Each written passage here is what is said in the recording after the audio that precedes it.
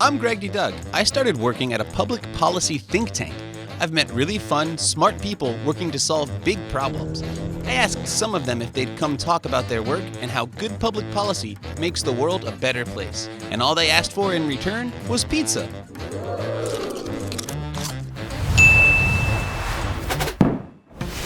Don't forget to subscribe today so you don't miss an episode.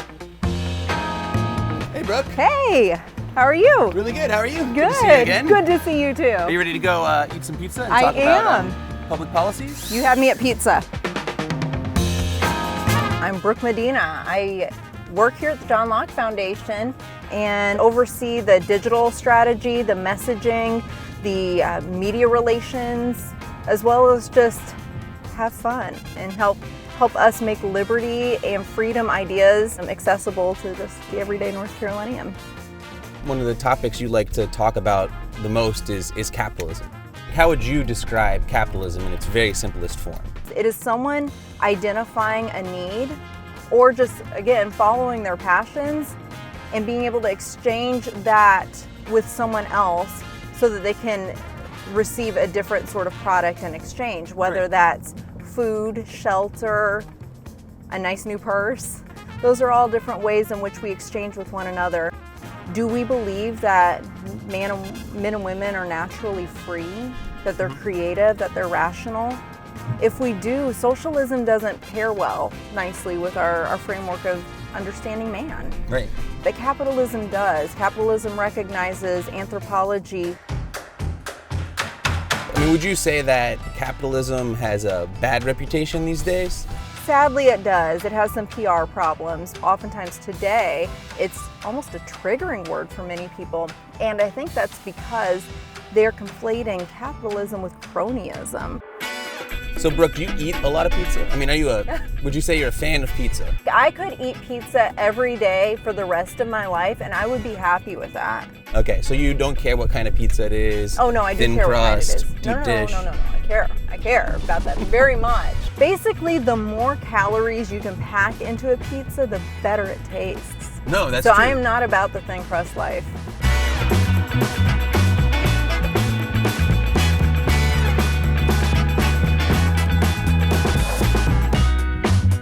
There's a lot of really good economic arguments for capitalism, but you think what's more important is like a moral argument for capitalism. Yeah.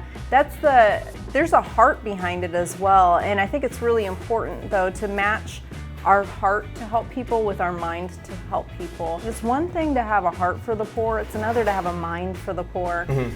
And if I truly want to help people and I want to see people come out of poverty, then I'm going to advocate for economic systems that help them do that.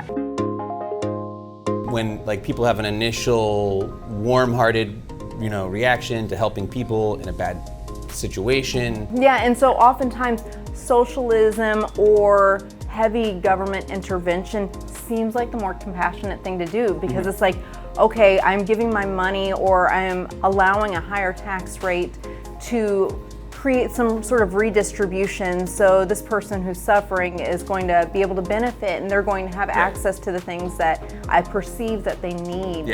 We can give government money, but are they going to allocate it correctly? Are they the best ones to allocate it properly? Or is it going to be someone who's already in the community?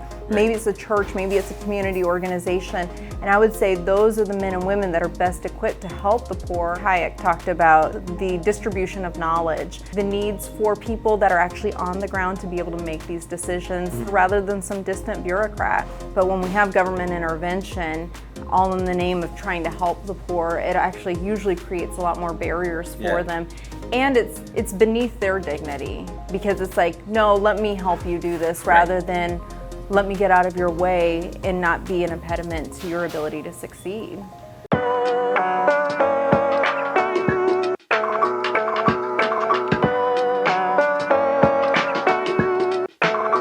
So what are you putting on your pizza there? Oh, well, what everybody should be putting on their pizza, Mike's Hot Honey. Have you not ever had this? Have not. Well, that's a problem, Greg. Okay, Here you go. Thank you so much, I'll try it. Oh, that is good. That would be good on anything. They need to send us some money now. You good? Is that good? Yeah, you're good. Okay. I'm good? Totally. Okay. would you say like over like a long period of time, if you live in a system, like a socialist system where everybody assumes the government's going to take care of stuff, or they've been told the government's going to take care of stuff, would you say that maybe people might get it in their minds that those things aren't even their responsibilities anymore? Yeah, I would say that the more government intervention we have in the markets, the more they mask the needs of our fellow man, it actually causes our moral muscles to atrophy, because we're no longer looking at this person as another human being. We're looking at them as a government project. Right. And we trust that the bureaucrats are going to be able to take care of them. Something that has often been said is ideas have consequences and bad ideas have victims. And that's what's happened every single time in every case study of socialism.